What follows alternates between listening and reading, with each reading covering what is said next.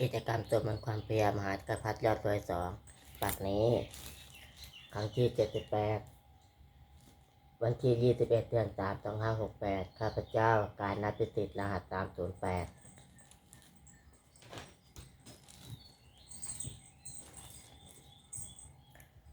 ก็จะวายเสียงสวดทยายพระสูตรพระปริตและมนต์ต่างๆจะว่าเป็นพุทธบูชาธรรมบูชาสังฆบูชา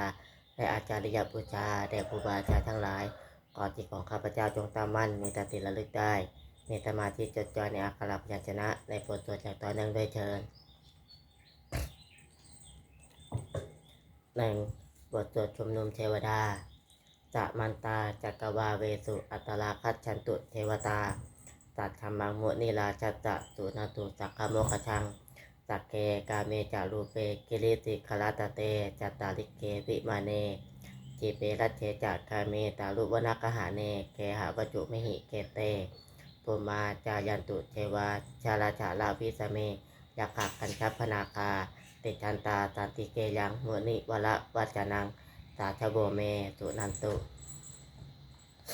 ธรรมสวนากาโลอายัมพัจันตาธรรมสวนากาโลอายัมพัจันตาธรรมสวนากาโลอายัมพัจันตา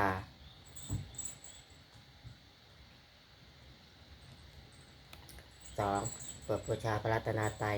เอมินาสกาเลนะพุทธังอภิปุจยามะเอมินาสกาเลนะธัมมังอภิปุจยามะเอมินาสกาเลนะสังฆังอภิปุจยามะ 3. บทกล่าวพระรัตนตรัยอรหังสัมมาสัมพุทโธภควาพุทธังภควตังอภิวาเทมิ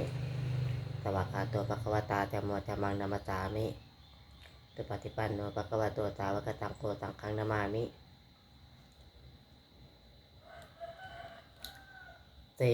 บทสวดนามการติชีคาถา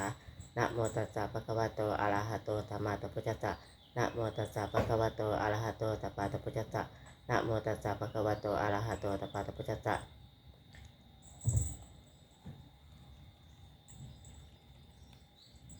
5. บทสวดไตรตรณคมนาปาฐะพุทธังตรณังคัจฉามิธัมมังตรณังคัจฉามิสังฆังตรณังคัจฉามิจุติยัมปีพุทธังตรณังคัจฉามิจุติยัมปีธัมมังตรณังคัจฉามิจุติยัมปีสังฆังตรณังคัจฉามิตติยัมปีพุทธังตรณังคัจฉามิตติยัมปีธัมมังตรณังคัจฉามิตติยัมปีสังฆังตรณังคัจฉามิ 6. บทสวดตัจจกิริยาคาถานาจิเมตรนังอัญญังธัมโมเมตรนังวรังเอเตนะตัจจวัชเชนะโสทิเมโหตุสัพพชานาจิเมตรนังอัญญังธัมโมเมตรนังวรังเอเตนะตัจจวัชเชนะโสทิเมโหตุสัพพชานาจิเมตรนังอัญญังสังโฆเมตรนังวรังเอเตนะตัจจวัชเชนะโสทิเมโหตุสัพพชา 7. บทสวดมหาสมัยสูตรเอวาเมตุตังเอกังสมยังภควาสักเกตุวิหารติกาปิลาปจุตเมมหาวเนมหาตาปิกุตะเกนะตัดเชงปัจจามะเตหิปิกุตะเตหิตะเพเหวะอรหันเตหิชาตหิจารุกชาตุหิเทวตาเยปุเยนะตานิปติตาหุติ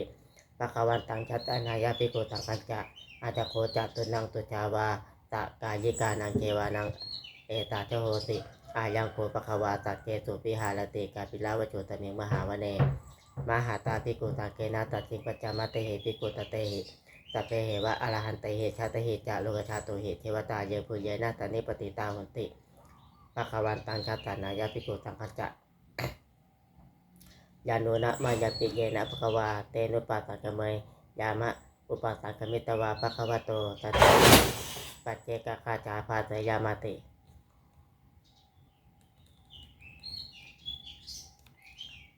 อาจโคตาเทวตาเตยะจาปีนามาพลวาปุริโตตมัชิตังวาปะหังภาษาเลยะภาษาลิตังวาปะหังสามิจยะเอวะเมวะตุชาวาเตสุเชเวสุอันตรหิตาภควโตปุระโตปาตุระหังสุอาจโคตาเทวตาภควันตังอภิวาเชตวาเอกามันตังอัจฉังสุเอกามันตังจิตาโคเอกาเทวตาภควโตตันติเกอิมังคัจจังอภาติมหาตมโยปวานาตมิงเกวากายาสมาคตาอาคตามหาอิมังจมัสสมยังจักกิตาเยวะอปราชิตาสังคันติอาจโคอปราเทวตาภควโตตันติเกอิมังคัจจังอภาติตัตตะลาภิกขโวสัมมาชาหังสุจิตตังอัตโนอุชุกามากังสุสาราชีวะเนตานิ กาเหตวาอินทริยานิลักขันติปัจฉิตติอาจโคอัปปราเทวตาภควโตตันติเกอิมังคาจังอภาติเจตวากิลังเจตวาปาริคังอินชากิลังโอหัจจมะเมจาเตจารติตุชาวิมาลาจักขุมตาตุชันตาตุตุนาคาติอาจโคอัปปราเทวตาภควโตตันติเกอิมังคาจังอภาติเยเกจิพุทธังตระนังคาตาเตนะเตคามิสติอาปายาภูมิปหายามนุสังเคหังเทวากายังปริปุเรสันติติอาจโคปะควาภิกขุอามาเตติเยปุเยนะภิกเวชาตตุโลกธาตุตุเทวตาตาเนปติตาหนติตถาคาตังชาตานายาภิกขุตังคัจจะเยปิเตภิกเวไอเหตุอาติตามัชฌานังอรหันโตตมาตพุชาเตตาปิภควันตานังเอตาปรามาเยวัตเทวตาตาเนปติตาอเหตุสยะจาปิมิหังเอตาละหิเยปิเตภิกเวภวิสันติอนาคาตามัชฌานังอรหันโตตมาตพุชาเตถามสิเตถามปิภควันตานังเอตาปรามาเยวัตเทวตาตาเนปติตาภาวิสันติสยะชาปิมิหังเอตาละหิอาจิกิตามิภิกเวเทวกายานังนามานิกิตายิตามิภิกเวเทวกายานังนามานิเจติตามิภิกเวเทวกายานังนามานิตังตุนาชาตาจุกังมณติกโลทะปาติตามิติเอวัมปันเตติโคเตภิกขุภควโตปัจจัตโตตุภควาเอตาชโบจา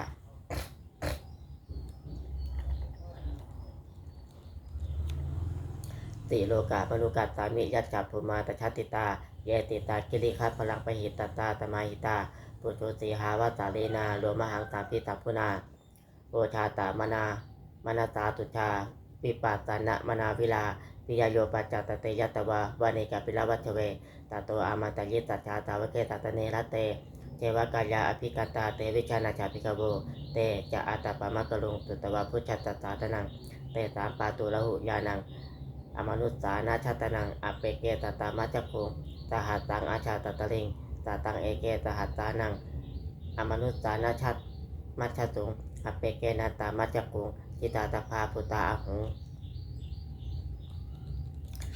การจาตาพังอภิญญายะวะวกิตวานะจักขุมาตโตอามาตยิตชาสาวเกตตเนรเตเทวกายาอภิกันตาเตวิชานาชาภิกโวเยโวหกิตายิตามิจิลาหิอนุปุปโสตตาสหัตตาวายขาภูมากาปิลวัชวาอิทิมันโตชุติมันโตวนาวันโตยตติโนโมชามานาอภิกามุงภิกขุนังตเมติงวานังจัตตาหัตตาเหมวตายักขานานาตาวนิโนอิทิมันโตชุติมันโตวนาวันโตยตติโนโมชามานาอภิกามุงภิกขุนังตเมติงวานังตาตากิลาติสาหัตตายักขานานาตาวนิโนอิทิมันโตชุติมันโตวนาวันโตยตติโน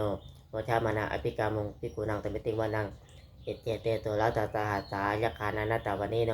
อิทิมันโตจุติมันโตวันนาวันโตยตติโนโมชามานาอภิกามุงภิกขุนังตเมติงวานังเวตามิตาปัจจตตายักขานานาตาวนิโนอิทิมันโตจุติมันโตวันนาวันโตยตติโนโมชามานาอภิกามุงภิกขุนังตเมติงวานังกุมพิโลราชาคหิโกเวปุรสานิเวตานังปิยโยนังตาตาตาหัสสังยักขานังปยิลุปาตติ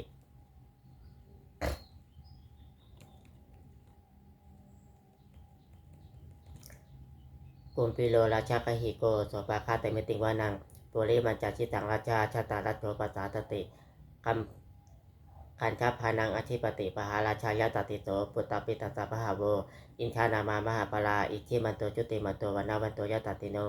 โมชามานาอภิกามุงภิกขุนังตเมติงวานังจักกินันจชิตังราชาวิรุตละโหตปัสสาตติกุมมาทานังอธิปติปหาราชายตติโตปุตตปิตัสสะพหาโว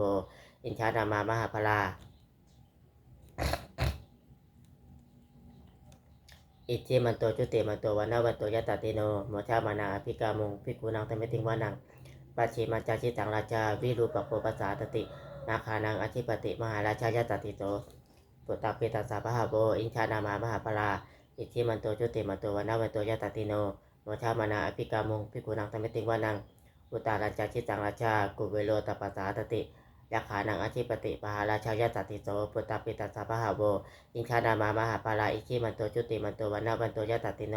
โมชามานาอภิกามุงภิกขุนังตเมติงวานัง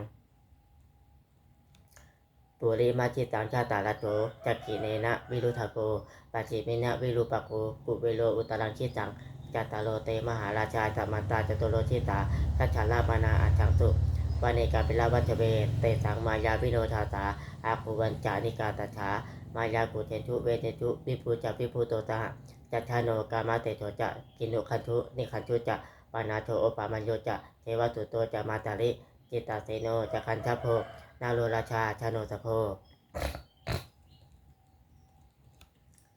อาคูปัจจสิโกเจวะติมพลูสุริยวัชตาเอเตจันเยจะราชาโนคันทัพพาทหราชุพิโมชามานาอภิกามงภิกขุนางธรรมิติงวานังอาชาคูนาภาษานาคาเวสาลาตหะตัชกากัมพาลสะตละอาคูปายาคาตหยาติพิยาวุนาชาตาลัชชาจะอาคูนาคายาสติโนเอลาวันโนมหานาโคตัวปะคาธรรมิติงวานังเยนาคาลาเจตหะตาหะลันติจิพาจิจาปกิวิตุชจักคูเวหายาสาเตปะนะมัชฌปตาจิตลาตุปันนาอิติเตตานามังพายันพายันตาชานาคาราชานามาติสุปันนโตเกมมากาติพุทโธตานาหาหิวจาหิอุปวาหยันตานาคาตุปันนาตาลนะมากังสุพุทธังจิตาวชิราหเถนะสมุทังอตุลาติตาปาตโลวัสาวเตเตอิจิมันโตยตติโนกาลกัญชามหาพิตมาอตุลาชานะเวคาสาเปปัจจิติตุจิติจะปหาราโชปัตนามุจิตหะตาตัญจะภริปุตตานังตาเพเวโลจานามกาตานาหิตวาภริกเตนังลาหุพัชะมุปาคมุงตมาโยชานิพัชันเตภิกขุนังเตมิติงวานัง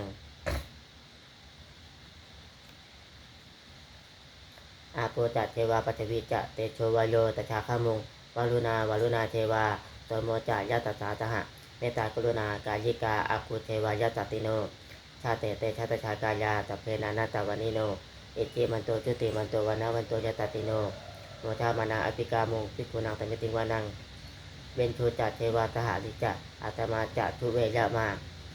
จันชาตุปนิตาเทวาจันชามาคูปุรกิตาตุริยัตตุปนิตาเทวาตุริยะมาคูปุรกิตานาคตานิปุรกิตวาอาคูมัชวราหกาวาตุนางวัตโวเตโถสักโกปะคะปุรินทโตชาเตเตชาตชากายาตเพนานาตวานิโนอิจิมันโตจุติมันโตวันนะวันโตยะตติโนโมชามานาอภิกามุงภิกขุนังตัมปิติงวานังอาจาคูตหาภูเทวาชาลามัคคิติขาริวะอริชกาจะโตชาจะอุมาปุภานิพาติโนวารุณาตหาธรรมจะอาจุตาจะอเนชกาสุรยะลุจิลาอาคูวาสาวเนติโนชาเตเตชาตชากายาตเพนานาตาวานิโนอิจิมันโตจุติมันโตวันนะวันโตยะตติโนโมชามานาอภิกามุงภิกขุนังตัมปิติงวานังสามานามหาสามานามานุสามานุสุตมากิจชาปโชติกาอาคูมโนปโชติกาอาชาคูหารโยเทวาเยจะโลหิตวาติโนปาราคามหาปาราคาอาคูเทวายะจติโนชาเตเตชาตชากายาสัพเพนานาตาวานิโนอิจิมันโตจุติมันโตวนาวันโตยะตติโนโมชามานาอภิกามุงภิกขุนังเตมิติวานังสุกาการุมหาอรุณาอาคูเวคานาสาตหะโอชาตักไคหาปโมกขาอาคูเทวาพิจักขณาตชามัตตาหาราคาชามิตกาจายะตติโนชานายังอาคาปัจจุโนโยชิตาอภิวัตติชาเตเตชาตชากายาตเพนานาตาวานิโนอิจิมันโตจุติมันโตวันนะวันโตยะตติโนโมชามานาอภิกามุงภิกขุนังตัมปิติวานังเกเมยาตุติตายามากัจจกาจายะตติโนสัมพิตกาลามาเตถาโจตินามาจาอาตวานิมานลาติโนอาคูอาจาคูพระนิมิตาชาเตเตชาตชากายาตเพนานาตาวานิโนอิจิมันโตจุติมันโตวันนะวันโตยะตติโนโมชามานาอภิกามุงภิกขุนังตัมปิติวานัง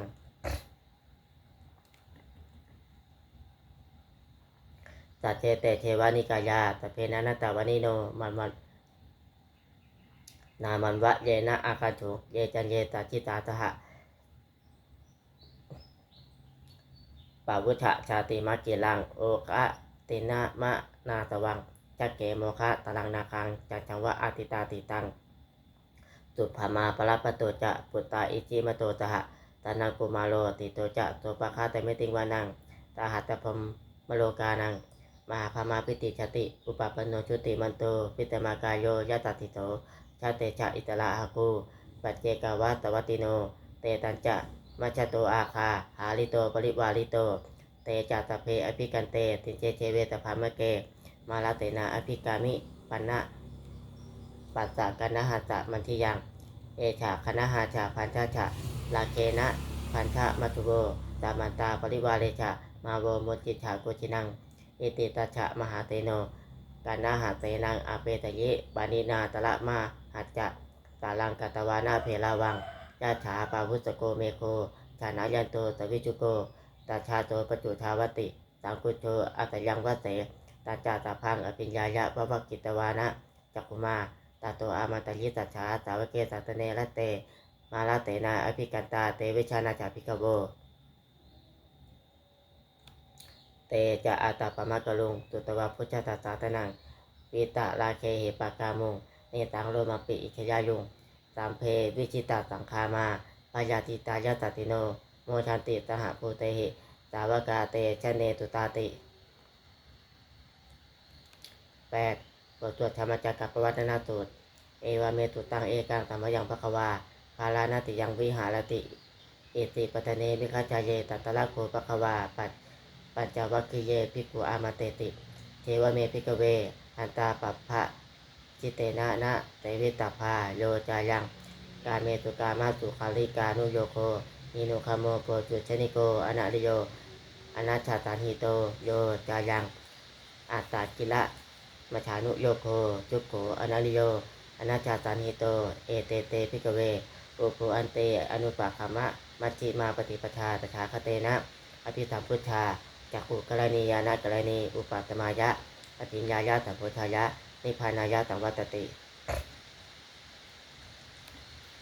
กัตตมาจัสสาภิกเวมัชฌิมาปฏิปทาตถาคเตนะอภิสัมพุทธาจักขุกรณียานะกรณีอุปัตมายะอภิญญายะสัมโพธายะนิพพานายะสังวัตติอายะเมวะอริโยอาชังคิโกมะโคตยะติทังสมาธิิสัมมาสังกัปโปสัมมาวาจาสัมมากัมมโตสัมมาอาชีโวสัมมาวายโมสัมมาสติสัมมาสมาธิอายังโกสาภิกเวมัชฌิมาปฏิปทาตถาคเตนะอภิสัมพุทธาจักขุกรณียานะกรณีอุปัตมายะอภิญญายะสัมโพธายะนิพพานายะสังวัตติอิทังโคปนะภิกเวทุกขังอริยสัจจังจาติปิทุกขาชลาปิทุกขามละนัมปิทุกขังโตกาปริเทวทุกขะโทมะนาตุปายาตาปิทุกขาอาปิเยหิสัมปโยโคทุกโกปิเยหิวิปโยโคทุกโกยัมปิชังนะนัปปติตาปิทุกขังสังคิเตนะปัญจุปาทานะขันธาทุกขาอิทังโคปนะภิกเวทุกขะสมุทโยอริยสัจจังยายังตัณหาโปโนภวิกานันทิราคาตหะคาตาตัตระตัตระภินันทินีเตยะจิชังกามาตัณหาภาวะตัณหาวิภาวะตัณหาอิทังโคปนะภิกเวทุกขานิโรโธอริยสัจจังโยตัสสาเยวะตัณหายะอัตเสสะวิราคะนิโรโธจักโคปฏินิจักโคโมติอนาลโยอิจังโคปนะภิกเวทุกขานิโรธคามณีปฏิปทาอริยสัจจังอายะมิวะอริโยอัจฉังคิโกมะโกเตยะจิชังสัมมาทิฏฐิสัมมาสังกัปโปสัมมาวาจาสัมมากัมมโตสัมมาอาชีโวสัมมาวายโมสัมมาสติสัมมาสมาธิอีทางทุกขังอริยสัจจันติเมภิกเวปุเพอนานุสุเตตุชาเมตุจักขุงอุชาปชิญาณังอุชาปชิปัญญาอุชาปชิวิชาอุชาปชิอโลโกอุชาปชิตักโกปนิทังทุกขังอริยสัจจังปริญญายันติเมภิกเวปุเพอนานุสุเตตุชาเมตุจักขุงอุชาปชิญาณังอุชาปชิปัญญาอุชาปชิวิชาอุชาปชิอโลโกอุชาปชิตักโกปนิทังทุกขังอริยสัจจังปริญญาตันติเมภิกเวปุเพอนานุสุเตตุชาเมตุจักขุงอุชาปชิญาณังอุชาปชิปัญญาอุชาปชิวิชาอุชาปชิอโลโกอุชาปชิอีกังทุกขะสมุทโยอริยสัจจันติเมภิกเวปุเพอนานุสุเตตุชาเมตุจักขุงอุชาปชิญาณังอุชาปชิปัญญาอุชาปชิวิชาอุชาปชิอโลโกอุชาปชิตังโกปนิทังทุกขะสมุทโยอริยสัจจังปหาตาพันติเมภิกเวปุเพอนานุสุเตตุธรรมสุจักขุงอุชาปชิญาณังอุชาปชิปัญญาอุชาปชิวิชาอุชาปชิอโลโกอุชาปชิตังโกปนิทังทุกขะสมุทโยอริยสัจจังปะหินันติเมภิกเวปุเพอนานุสุเตตุธรรมเมตุจักขุงอุชาปชิญาณังอุชาปชิปัญญาอุชาปชิวิชาอุชาปชิอโลโกอุชาปชิอิทังทุกขานิโรโธอริยสัจจันติเมภิกเวปุเพอนานุสุเตตุธรรมเมตุจักขุงอุชาปชิญาณังอุชาปชิปัญญาอุชาปชิวิชาอุชาปชิอโลโกอุชาปชิตังโขปนิทังทุกขานิโรโธอริยสัจจัง ตัจจิกาตพันติเมพิกเวปุเพอนันนุตุเตตุธรรมเมตุจักขุงอุทาปชิญาณังอุทาปชิปัญญาอุทาปชิวิชาอุทาปชิอรุโกอุทาปชิตังโขปนิชังทุกขานิโรโธอริยตัจจังตัจจิกาตันติเมพิกเวปุเพอนันนุตุเตตุธรรมเมตุจักขุงอุทาปชิญาณังอุทาปชิปัญญาอุทาปชิวิชาอุทาปชิอรุโกอุทาปชิอิชังทุกขานิโรธคามณีปฏิปทาอริยตัจจันติเมพิกเวปุเพอนันนุตุเตตุธรรมเมตุจักขุงอุทาปชิญาณังอุทาปชิปัญญาอุทาปชิวิชาอุทาปชิอรุโกอุทาปชิตังโขมณีทังทุกขานิโรธคามณีปฏิปทาอริยตัจจังภาเวตาพันติเมพิกเวปุเพอนันนุตุเตตุธรรมเมตุจักขุงอุทาปชิญาณังอุทาปชิปัญญาอุทาปชิวิชาอุทาปชิอรุโกอุทาปชิตังโขมณีทังทุกขานิโรธคามณีปฏิปทาอริยตัจจังปาวิตันติเมพิกเวปุเพอนันนุตุเตตุธรรมเมตุจักขุงอุทาปชิญาณังอุทาปชิปัญญาอุทาปชิวิชาอุทาปชิอรุโกอุทาปชิยาวากีวันจะเมพิกเวอีเมตุจตุตุอริยตัจเจตุเอวันติปริวัชชังชวาชาตากาลังยะถาภูตังยานาชาตานังนาตุวิตุชังอโหติเตวะตาวางพิกเวตัเทวเกโลเกตมาละเกตภามะเกตัสสามนาภามนิยาปัจจายะตัเทวมนุตายะอนุตลังตมาตาโพธิงอภิตัมพุโชปัจจัญญาติงจตุจักโคเมพิกเวอีเมตุจตุตุอริยตัจเจตุเอวันติปริวัชชังชวาชาตากาลังยะถาภูตังยานาชาตานังตุวิตุชังอโหติอาชาหังพิกเวตัเทวเกโลเกตมาละเกตภามะเกตัตตมนาภามนิยาปัจจายะตัเทวมนุตายะอนุตลังตมาตาโพธิงอภิสัมพุโชปัจจัญญาติญาณัญจปนะเมทัตนังอุทาปชิอกุปาเมวิมุตติอายะมัตติมาชาตินัตถิธานิปุณพโวติอิชามโวจะภควาอัตตามนาปัญจวัคคียาภิกขุภควโตภาติตังอภินันทุงอิมัตตมิจปนะเวยากรณะนัตตมิงปัญญามาเนอายตมโตปุณทัญญตะวิราชังวีตามลังธรรมจักขุงอุทาปชิยังกิจิตสมุทยาชามังสัพพันตังนิโรธาชามันติปวัติเตจะภควตาธรรมจักเกภูมาเทวตัชฌะมนุสาเวสุงเอตามภควตาภารานาติยังอิติปตเนมิคาชาเยอนุตตรังธรรมจักกังปวัติตังอปฏิวัติยังสามเณนวาภามเณนวาเชเวนวามาเลนวาภามุนวาเกนะจิวาโลกัตตมิติภูมานังเทวนังตัจฉังตุตวา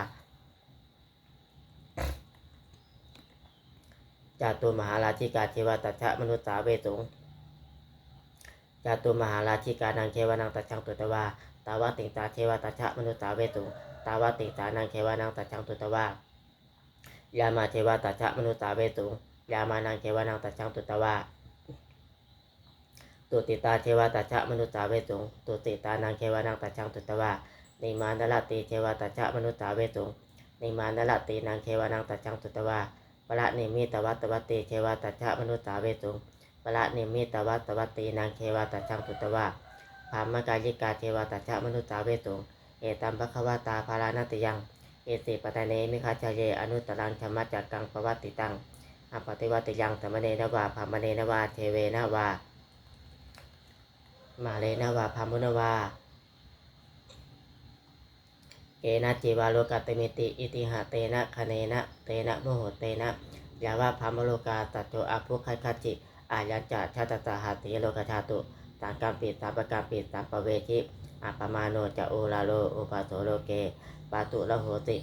อาติกาเมวะเทวานังเทวานุภาวังอาจโพปะควาอุชานังอุชาเนติอัญญาติวัตโพโกนชัญโยอัญญาติวัตโพโกนชัญโยติอิติอิหังอายัตตมโตโกนชัญญัตตะอัญญาโกนชัญโยเตวะนามังอโหสิติ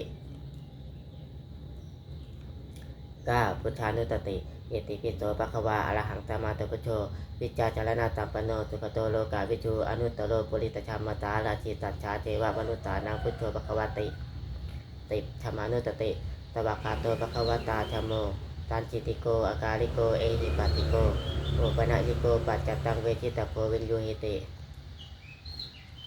11สังฆานุตติตุปฏิปันโนภควโตสาวกตังโกอุจุปฏิปันโนภควโตสาวกตังโกยายาปฏิปันโนภควโตสาวกตังโกสามีจิปฏิปันโนภควโตสาวกตังโกยะติชังจัตตาริปุริตยุคานิอาชาปุริตปุคลา เอสาภะคะวะโตสาวกตังโกอาหุเนยโยปาหุเนยโยชักกินโยอัญชลีกะละนิโยอนุตตรังปุญญเกตังโลกัสสาติ12จักกตวาจักกตวาพุทธรัตนังโอตชังอุตตมังวลังหิตังเทวมนุษตานังพุทธเตชนะโสชินานัสสัตตุปัจจวาสัพเพจุกขาวูปะตะเมตุเตจักกตวาธรรมรัตนังโอตชังอุตตมังวลังปาลิลาหูปะตมนัง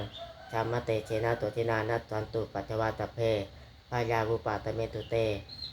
จักกตวาสังฆรัตนังโอตชังอุตตมังวลังอาหุเนยังปาหุเนยังสังฆเตเชนะโสชินานัสสัตตุปัจจวาสัพเพโลคาวูปะตะเมตุเต13ภาคาจาชินบัญชรชายาตนากตาพุทธาเจตวามาลังตวาหนังจตุตัจจาสัพพังละสังเยปิวินตุนราตภาตานาหังกาลาทโยพุทธาอัจฉทิตตินายกาสัพเพปฏิชิตาไมหังมาฉาเกเตมุนิสลาทีเตปฏิชิโตไมหังพุทโธชโมชะวิโรจเนตังโพปฏิชิโตไมหังอุเรตภะคุณากโลอาชาเยเมอนุรุโช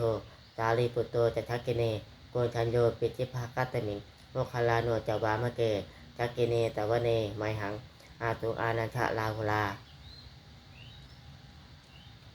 กัตตโปจะมหานาโมอุปาสุงวามาโสตะเกเกตโตปิจิภาคัตตมิงตุริโยปะปะพันกโลนิติโนตริตัมปันโนโตปิโตมุนิปุงคโวกุมารากัตตโปเทโลไมเหติจิตตะวัชโกโตไมหังวัชเนนิจังปฏิชาติคุณากโลปุณโนอังคุลิมาโลจะอุปาลีนันชาติวลีเทลาปัญจอิเมชาตานาลาเตติลากามมะเตตาเตติมหาเทลาวิชิตาชินาสาวกาเอตาเตติมหาเทลาชิตาบันโตชิโนรัสสาชะรัตตาติละเตเชนะอังคามังเกตุตันชิตาลาตนังปุระโตอาสิชักเกเนเมตตาตุตะกังชาจักขังปัจจโตอาสิวามีอังคุลิมาละกังปัญชะโมระปริตตัญจะอาดานาติยะตุตะกัง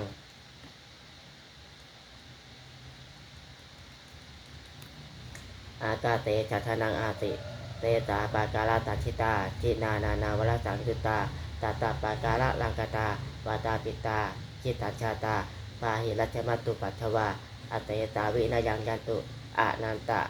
จินาเตชะตาวัตโตเมตกิจเกนะตาชาตาพุทธปัญชเลจินาปัญชละมัชฌามิวิหารันตังมหิตะเลตาชาปาเลนตุมังตะเพเตมหาปุริตาตภาอิเจวะมันโตตุพุตโตตุลักโคทินานุภาเวนะชิตุปัทถโวธรรมานุภาเวนะชิตาลิตังโคสังขานุภาเวนะชิตันตรายโยตัจฉามานุภาวะปาริโตจารามิทินาปัญชเลติติบทตัวพาหุงมหากาพาหุงตหัตตมาพินิมมิตาวุชันตังคลีเมฆลังอุชิตะภูระตะเตนะมาลังชานาทิชามวิชินาชิตวามนิโชตันเตชะสาภวตุเตชยมังคลานิมาราติเลกามาพิยุจิตัสสะพละติงโกลามปนาละวะกะมะกะมะชัดฉายักขังคันติสุชันตวิชินาชิตวามนิโชตันเตชะสาภวตุเตชยมังคลานินาลาคิลิงคาชะวลังอติมัตตาภูตังจวักกิจักกะมตะนิวะตุชาลุวันตังเมตตามพุเตกวิชินาชิตวามนิโชตันเตชะสาภวตุเตชยมังคลานิโอกิตกะกะมติหัจจะตุชาลุนันตังชาวันติโยชนะปะชังกุลิมาละวันตังอิจีพิสังคตามโนชิตวามนิโชตันเตชะสาภวตุเตชยมังคลานิกัตตวานะกัจฉะมุทลังอีวะคพินิยาจิยะจยะจุปจาวัจนังชนะกายะมัชเชตันเตนะโสมะวิชินาชิตวามนิโชตันเตชะสาภวตุเตชยมังคลานิสัจจังวิหายะมติสัจจะกวาชเกตุงวาชาพิโลปิตะมนังอติอัญชาภูตังปัญญาปทีปชะลิโตชิตวามนิโชตันเตชะสาภวตุเตชยมังคลานินันโทปะนันจะผู้จะขังพิผู้ชังไม่หิตเทงปุตเตนะเทระผู้จะเคนะชามาปายันโต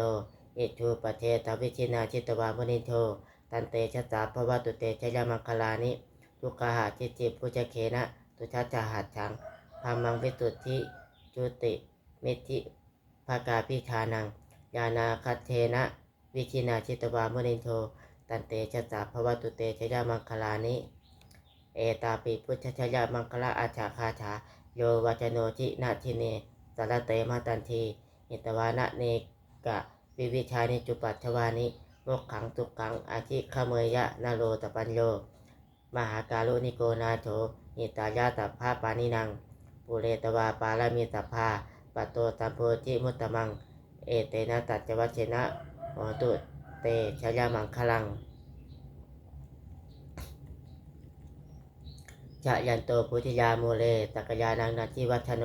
เอวังตวังวิชโยโหหิชะยัตุชยมังคะเลอปราชิตาปาลังเกติเตปัจจวิโปคะเลอภิเตเกตภาพุทธานังอาคาปะโตปโมชติตุนักขตังตุมังคลังตุปะพาตังตุหุชิตังตุคโนตุมุหตโตจะตุเยชฉังพามจาริสุปัชกินังกายกรรมังวาจากรรมังปัชกินังมโนกรรมังปณิชิเตปัชกินานิกัตตวานะลาภันตัจเฉปัชกิเนภาวตุตัพพมะคลังรักขันตุตัพพเทวตาตัพพพุทธานุภาเวนะตุตัชชาตุเชภวันตุเตภาวตุตัพพมะคลังรักขันตุตัพพเทวตาตัพพชมานุภาเวนะตัชชาตุเชภวันตุเตภาวตุตัพพมะคลังรักขันตุตัพพเทวตาตัพพตังคานุภาเวนะตัชชาตุเชภวันตุเต15ปฏิชานากาจายาเทวตาตันติวิหารวัตินีจูเปคะเลโพจิคะเลไตหิงตาจามาชาเนนะภวันตุปุชิตาตัวจิงกะโลนเตชะวิหารมันทะเลเจลาจะมัชชานาวกาจะพิกโวสารามิกาชานะปฏิอุปัตกาคามาจะเทตานิคามาจะอิตลาตาปานะภูตาสุกิตาภวันตุเตจาลาพุจาเยปีจะอัญชาสัมภวาสังเตชะชาตาอาชโบปปาติกานิยายานิการธรรมวลังปฏิจเตตัพเพปิทุกขัสสะโกโลตุสังขยังชาตุจีรังตตังชโมจามัชลาจักตุคลาสังโฆโหตุสมัคโควะอัจฉายาจะหิตายาจะอัมเหระคตุตัชโมตัพเพปิชามัจจาริโนวุจิงตัปปาปุเนยามะจะมีอริยปเวชิเตปัตตนาโหตุตัพเพปิปานิโนพุชตาตเนตัมมาชาลังปเวชันโตกาเลเทโวปวัตตุวุจิภาวายาตตานังสมิจฉังเนตุเมชนิงมาตาปิตาจะอัตตราชังนิจังรักขันติปุตตะกังเอวังธรรมเมนะราชาโนปัจจังรักขันตุสัพพทา16เทวตาอุโยชนะคาถาจุขปตาจานิจุขาพยาปตาจานิพยาโสกปตาจานิโสกาโหตุตัพเพปิปานิโนเอตตาวตาจะอัมเหหิสัพพตังปุญญาสัพพทังสัพเพเทวานุโมทันตุสัพพสัพปติติทยาชานังชาชันตุสัชยะเตลังรักขันตุสัพพทาภาวนาปิรตาหุนตุกัจจตุเทวตาคาตา17ตุมังคุคาถาโหตุตะพังตุมังคลังรักขันตุสัพพเทวตาตัพพพุทธานุภาเวนะตัวจริงโหตุนิรันตรังโหตุตะพังตุมังคลังรักขันตุสัพพเทวตาตัพพชมานุภาเวนะตัวจริงโหตุนิรันตรังโหตุตะพังตุพังคลังรักขันตุสัพพเทวตาตัพพตังคานุภาเวนะตัวจริงโหตุนิรันตรังตัพเพพุชาพระปตาปัจเจกนาจายังพลังอรหันตานาจาเตชนะรักขังปัจจามิสัพพโสตัพเพพุชาพระปตาปัจเจกนาจายังพลังอรหันตานาจาเตชนะรักขังปัจจามิสัพพโสตัพเพพุชาพระปตาปัจเจกนาจายังพลังอรหันตานาจาเตชนะรักขังปัจจามิสัพพโสตัพเพพุชาพระปตาปัจเจกนาจายังพลังอรหันตานาจาเตชนะรักขังปัจจามิสัพพโสตัพเพพุชาพระปตาปัจเจกนาจายังพลังอรหันตานาจาเตชนะรักขังปัจจามิสัพพโสตัพเพพุชาพระปตาปัจเจกนาจายังพลังอรหันตานาจาเตชนะรักขังปัจจามิสัพพโสตัพเพพุชาพระปตาปัจเจกนาจายังพลังอรหันตานาจาเตชนะรักขังปัจจามิสัพพโสตัพเพพุชาพระปตาปัจเจกนาจายังพลังอรหันตานาจาเตชนะรักขังปัจจามิสัพพโสตัพเพพุชาพระปตาปัจเจกนาจายังพลังอรหันตานาจาเตชนะรักขังปัจจามิสัพพโสตัพเพพุชาพระปตาปัจเจกนาจายังพลังอรหันตานาจาเตชนะรักขังปัจจามิสัพพโสขอทุกท่านนั่งสงบกายให้นิ่งหายใจเข้าออกช้าๆผ่อนคลายร่างกายและรักษาความสงบจากนั้นตั้งจิตให้เป็นสมาธิแล้วว่าด้วยอานุภาพแห่งตัจจาธิฐานอานุภาพแห่งความเพียรและอานิสงส์แห่งการบูชาพระรัตนตรัยด้วยการตัดยายบทสวดมนต์พระสูตรพระปริตและพระคาถาเหล่านี้ขอความสุขสวัสดีจงเกิดมีแก่ข้าพเจ้าขอให้พ้นจากทุกภัยทั้งปวงขอให้ข้าพเจ้าเจริญจังโลกและทางธรรมข ขอช่วยเทพดาทั้งหลายโปรดอนุโมทนาในการตรวจจัดยานมนต์และธรรมะเหล่านี้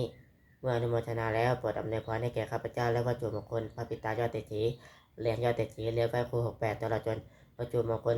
ทั้งปวงที่ตามติดตั้งขึ้นให้เปี่ยมด้วยอนุภาพแห่งพระปริตจงทำเป็นศักดิ์สิทธิ์ทุกประการเชิญสาธุบุญกุศลของข้าพเจ้าทั้งหลายอันเกิดจากการสวดมนต์เจริญจิตภาวนาขอน้อมถวายเป็นพุทธบูชาธรรมบูชาสังฆบูชาขอผลบุญนี้จงตรงเจอผู้มีเจตศรัทธาร่วมสวดมนต์เจริญจิตภาวนาทุกท่านขอจงปลอดจากราชภัยทั้งปวงปลอดจากความทุกข์กายทุกใจทั้งสิ้นประสบความสำเร็จเจริญรุ่งเรืองในหน้าที่การงานชนะอุปสรรคและมาทั้งหลายเติมบุญพร้อมด้วยชนะสสมบัติบริวารสมบัติมีดวงตาเห็นธรรมสำเร็จในการวิปัสสนากรรมฐานเกิดปัญญาญาณ